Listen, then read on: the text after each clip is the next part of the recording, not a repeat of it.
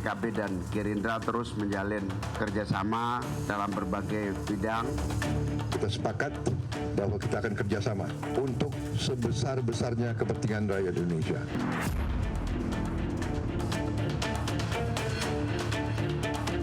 Kalau saya jawab tidak, nanti akan bilang memangnya ditawarin. Kalau lihat statement-statementnya Bu Mega rasanya ini di luar pemerintahan.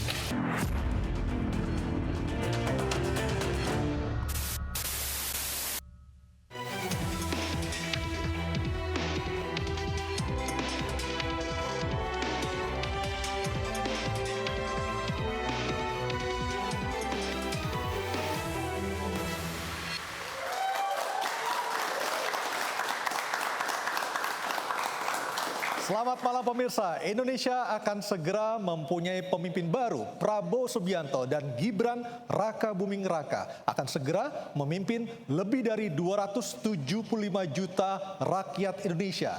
Dan langkah set sowan pun sudah dilakukan oleh Prabowo dengan bertemu Ketua Umum Nasdem Surya Paloh dan juga Ketua Umum PKB Muhaimin Iskandar. Padahal waktu pelantikan masih 5 bulan lagi, elit parpol sedikit demi sedikit bicara jatah kursi menteri. Jika semua bergandengan tangan, siapa yang nanti akan menjadi oposisi, menjadi check and balances untuk pemerintahan? Bersama saya Anisha Dasuki. Dan saya Aryo Ardi. Inilah interupsi koalisi demi rakyat atau kursi menteri. Sudah hadir beberapa narasumber di studio kami. Di sebelah kanan saya ada Dhanil Anzar Simanjuntak, politisi Partai Gerindra, dan Luluk Nur Hamidah, politisi Partai Kebangkitan Bangsa. Dan di sebelah kiri saya juga sudah hadir dua orang dari partai lainnya. Dua orang ini adalah caleg yang kurang beruntung dalam Pileg 2024 tahun ini. Ada Bang Masinton Pasaribu dari PD Perjuangan. Ya, malam. Malam Bang. Dan Ibu Dahlia Umar dari P3. Selamat malam. Mbak Dahlia, apa kabar? Sebelum kita mulai interupsi pada malam hari ini akan saya jelaskan sedikit aturan main di program interupsi ini. Silakan adu gagasan Bapak-bapak, Ibu-ibu. Silakan. Interupsi. Oke, silakan. Ada interupsi rupanya. Oke, silakan. Mentang-mentang saya ngopi nggak dikenal. Langsung saja kami perkenalkan budayawan Sujiwo Tejo. Karena ini koalisi loh. Mbak, Kopi koalisi untuk rakyat apa jatah kursi menteri, Mbak? Loh ini koalisi kalau antara gula dan kopi. air aja, ini nggak jadi kopi. Disebut kopi karena ada air. Oh, jadi mereka berkoalisi ya? Berkoalisi disebut kopi, bukan kopi aja, ada air. Jadi bukan pemenang aja, harus ada partai yang di luar, baru disebut negara. Cocok. Ya, tapi Baik. Mbah Tejo yang dapat itu. Iya, ada Oke. Oh ya nanti. Teman-teman tolong ya nanti minta kopi Kopi Bang satu-satu. Dhanil ya. Oke. Hati-hati kalau ngomong, itu Menko loh. Daniel, Menko Polhukam. Benar, Pak Daniel benar. Kalau Mbah Tejo yang ngomong belum tentu benar. Masya Allah. Oke, sebelum kita... Kecuali Pak Prabowo yang ngomong.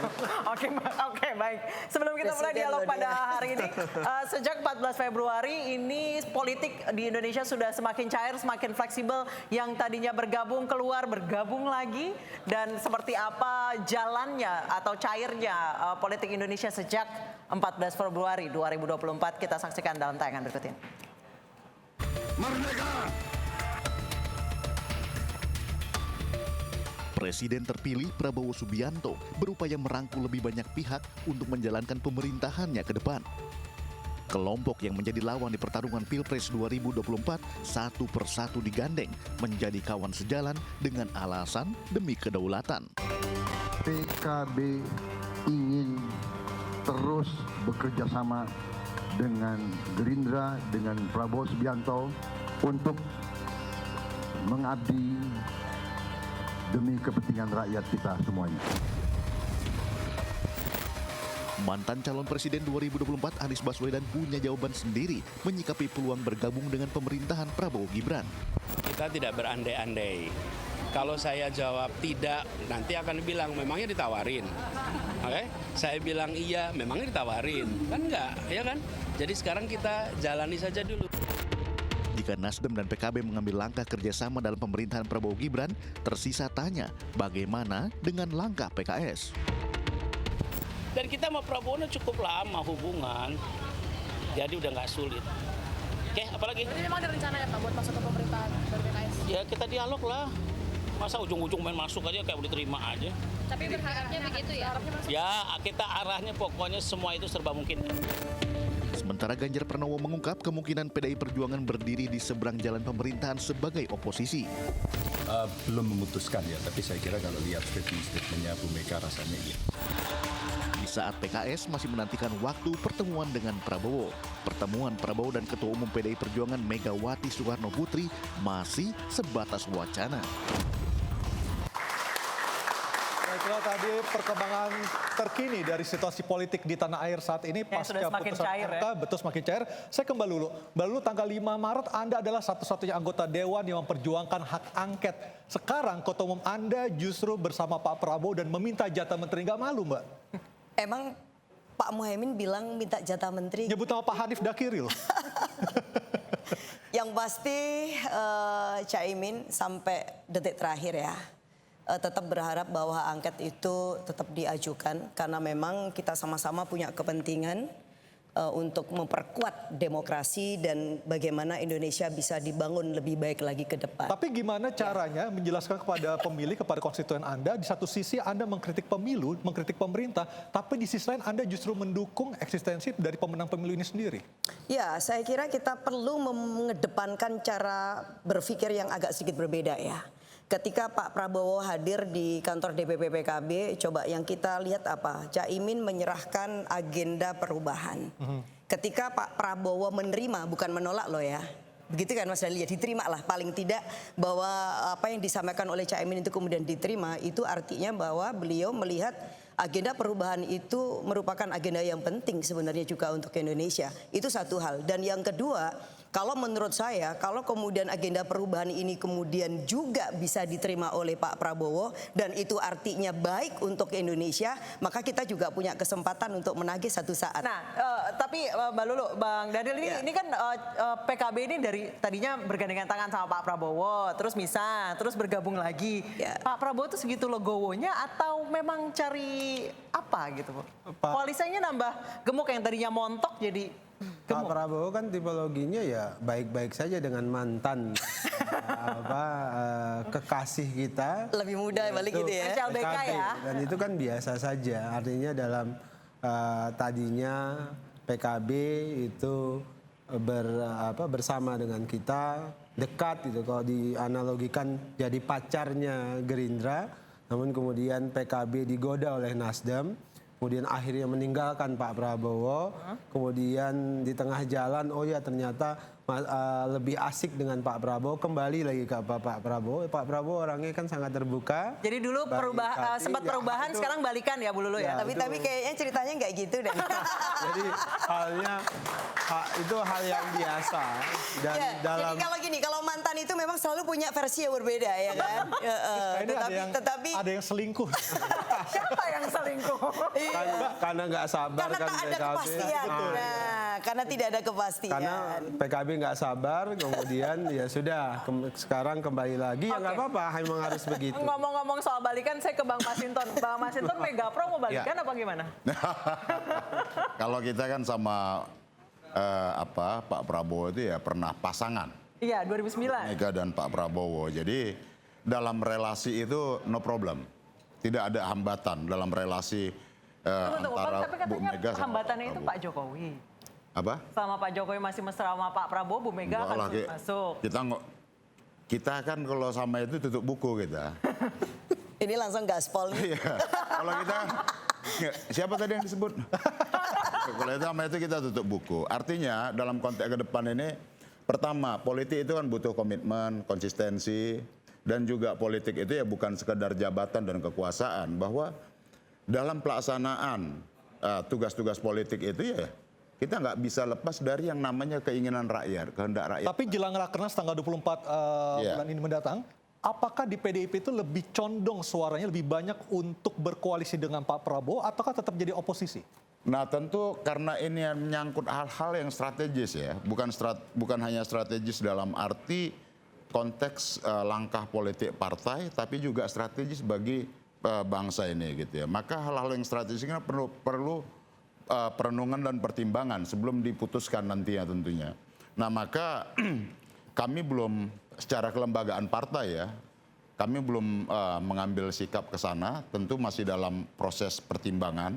Apakah berada di luar pemerintah, apa di dalam pemerintahan, kan begitu ya. Nah, kalau kita melihat ya, ketika kita bicara dalam aspek demokrasi, dan ini penting menurut saya dalam pembangunan kualitas demokrasi kita ke depan, dan juga sebagai edukasi politik buat bangsa ini. Tidak boleh lagi melulu umpama partai yang kemudian ya, dia harus ada konsekuensi. Artinya kalau kalah jadi oposisi, nggak usah minta-minta ngemis-ngemis jadi partisan. Interupsi. Boleh di luar pemerintah. Interupsi. Bukan berarti dia harus anti pemerintah, tidak begitu. Baik. Di luar pemerintah dia bekerja untuk menjadi penyeimbang Sama-sama buat berkhidmat masyarakat. untuk bangsa ya. Oh iya. Oke, ada interupsi. Silakan, Pak.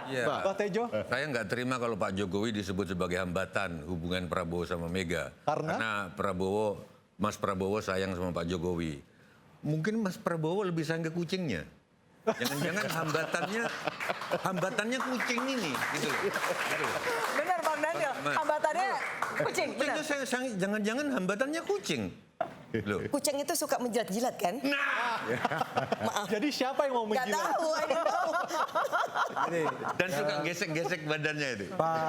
Pak Prabowo tentu tidak punya hambatan apapun, baik itu bertemu dengan Ibu Megawati, baik itu dengan Pak Jokowi, baik itu dengan Pak SBY. Bahkan sejak awal saya menyebutkan salah satu ambisi dalam tanda kutip. Ambisi Pak Prabowo itu adalah bertemu bersama dengan semua mantan presiden ini.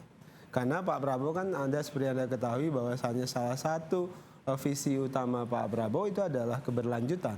Dan keberlanjutan yang dimaksud adalah bukan hanya sekedar keberlanjutan kepemimpinan dan legasi atau warisan Pak Jokowi, tapi juga Pak SBY, tapi juga Bu Megawati. Jadi kepemimpinan baik dari beliau-beliau itu harus dilanjutkan. Nah, dalam konteks itulah beliau bertiga masih ada, maka Pak Prabowo merasa perlu mendengarkan semua masukan dari tiga mantan presiden kita.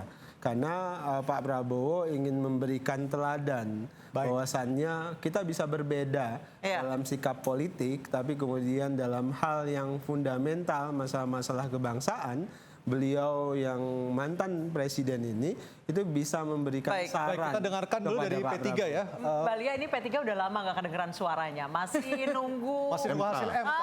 Apakah sudah punya nawa itu, punya niat untuk bergabung juga dengan Pak Prabowo? Kami sangat fokus untuk bagaimana memenangkan sengketa di MK sehingga nanti di parlemen lolos ke Senayan. Karena tanpa lolosnya P3 di Senayan maka tidak ada artinya kita menggambarkan agenda-agenda yang atau langkah-langkah P3 ke depan. Tetapi pada prinsipnya ketika sekarang kami dihadapi pada kemungkinan-kemungkinan apakah menjadi bagian dari pemerintahan atau tidak. Pada kenyataannya dalam sejarahnya P3 selalu berada dalam pemerintahan. Oh, jadi akan geser juga nih kayak Mbak Lia? Belum pernah kemudian setelah Orde Baru berakhir ya, belum pernah dalam posisi oposisi. Artinya apapun putusan MK nantinya, P3 condongnya adalah untuk bergabung ke koalisi Pak Prabowo, seperti itu? Sebenarnya kan tidak bisa sepihak ya, juga tergantung Pak Prabowo-nya juga, tergantung Mas Gibran-nya juga gitu.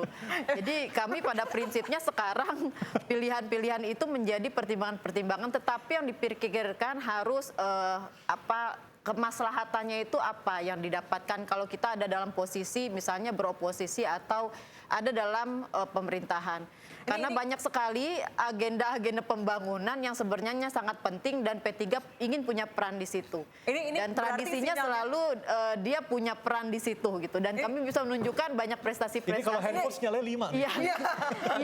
Yang sudah dihasilkan oleh P3 dalam pemerintahan. Tapi harus tanya dulu ke Gerindranya apakah cintanya P3 ini bertepuk sebelah tangan atau tidak. Kita akan bahas usai jeda, tetap diinterupsi.